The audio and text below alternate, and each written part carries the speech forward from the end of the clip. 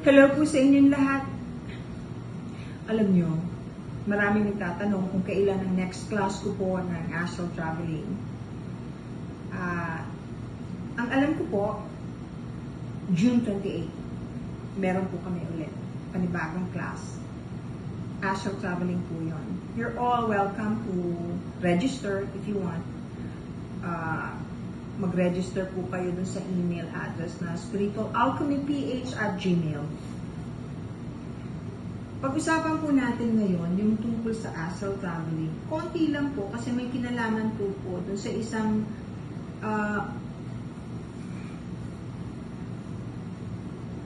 estudyante ko na hindi ko syempre pwedeng sabihin yung name kasi ayaw ko naman. Wala pong permission to use her name. And besides, it's not necessary. Kaya ko po ito'y kukwento sa inyo kasi may kinalaman sa astral traveling at may kinalaman din po sa panalangin. Hindi ko po alam kasi yung iba hindi naniniwala sa dasal. Katulad ng kay Mama Mary. Napakaraming beses na pong nagpakita si Mama Mary na may proof at milyon ang nakakakita. Hindi pa rin naniniwala ang iba na meron siyang powers to help us. At wala siyang hinihingi kahit ano, kundi prayers and to be good. Magpakabuti at magtulungan at magmahalan. Well, anyway, kaya ko po nabanggit si Mama Mary kasi ito pong estudyante kong ito ay taga-probinsya. Meron po siyang anak. Nagulat po ako isang late na po ng gabi. Naka-receive po ako ng text.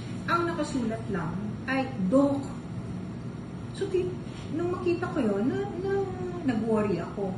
Sabi ko, ano, okay ka lang? Ano, bakit ba? Yung pala po, yung kanyang anak ay nagkaroon po ng nagkukumbulsyon at napakataas na po ng lagnat.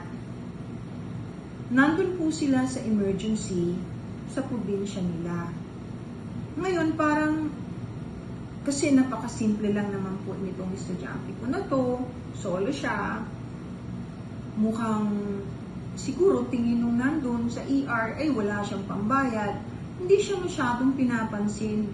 Takot na siya kasi nga po, nagkukumbulsyon na po yung kanyang anak. Kaya ako po ang kanyang tinext, nag-message siya sa akin, kung anong gagawin, kung pwede ko siyang tulungan. Yan po. Okay? When she said that, automatic po, 80 po ang ginamit ko. Nag-astral traveling po ako. Tinignan ko yung bata. Hiningi ko rin yung name, yung birthday. Pagbalik ko, at kawawa naman sila. Ang dami kasing tao dun sa ER. Alam nyo, ang ginawa ko, nagdasal ako. Ang pinagdasalan ko ay si Mama Mary. Kasi nanay yun eh. Sabi ko, Mama Mary, kawawa naman yung estudyante ko tsaka yung anak. Walang tumutulong. Pagalingin mo naman, alisin mo naman na yung lagnat, yung pagkukumbulsyon kasi natatakot na siya.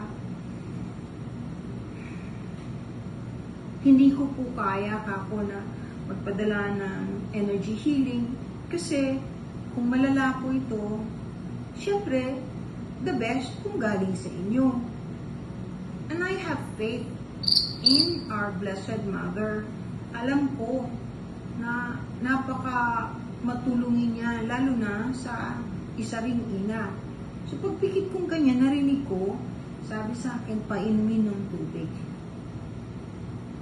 Di dali-dali. Tapos kung magdasal, marinig ko yung painumin ng tubig. Sinabihan ko siya, painumin mo na ng tubig. Alam niyo ba? Totoo po ito. Nag-text back siya sa akin after a couple of minutes. Sabi niya sa akin, Doc, maraming salamat. Wala na pong lagnat yung anak ko. Hindi na nagkukumbulsyon. Hindi lang po yun. Nakatulog na po siya. So, laking pasasalamat po. Maraming salamat na mahal na birhing ina. Ano ba naman ang mawawala kung magdadasal ka? Kung nagdadasal ka na wala namang hinihinging kapalit. Hindi naman hinihingi yung kaluluwa mo. Hindi naman sinasabing gumawa ka ng masama o magsinungaling ka. Anong mawawala? Kung ang intensyon mo ay gusto mo lang makatulong. Yun po ang ibig ko sabihin. So, ginamit ko po yung astral travel, ginamit ko po yung prayers. Kaya, palagi kong inuulit-ulit sa inyo, kahit anong pong religion ninyo, kanya-kanya yan, hindi po ako namimilit ng kung anong religion.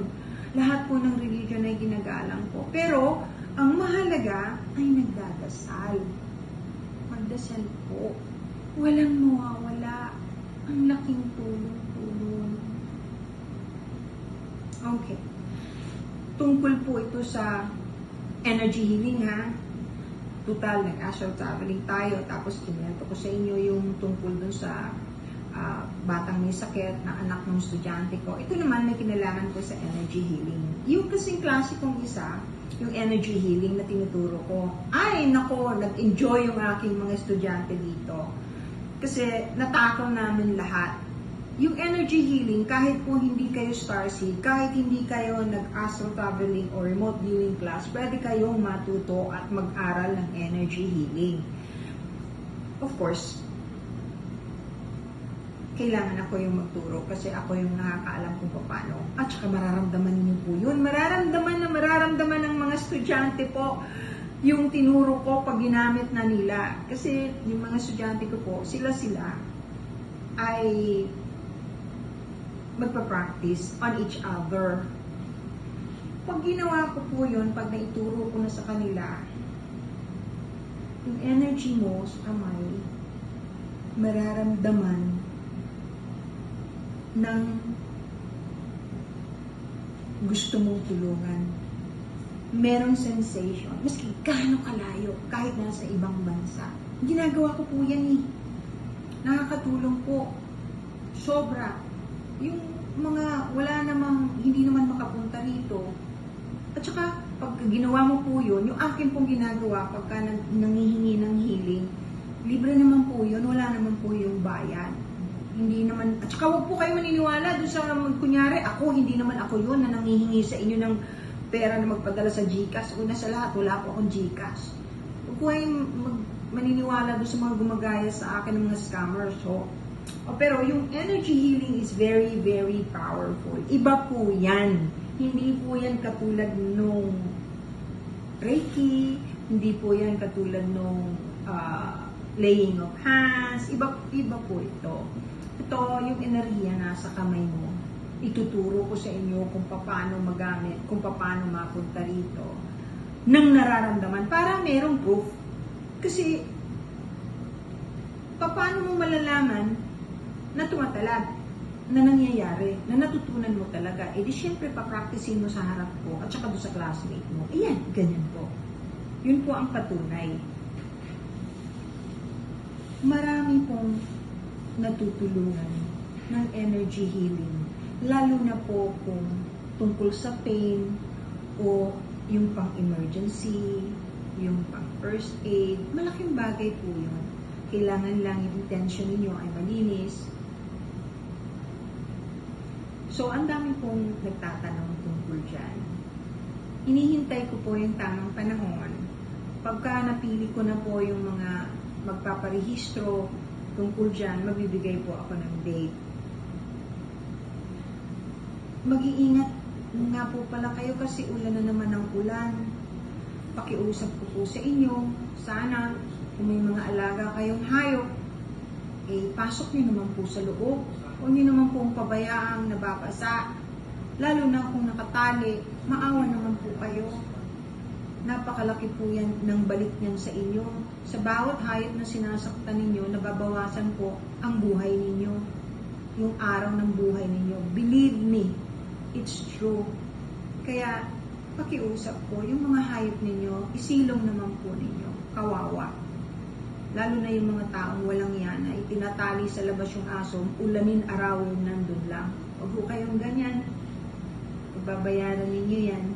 At saka nga po pala, yung mga kanal ninyo, linisin ninyo yung mga basura ninyo, ipunin po ninyo, wag sa kanal. Kasi lalo tayong babahain. Bueno, hanggang dito na lang po. I love you all and I bless you all. I pray for you always. God bless.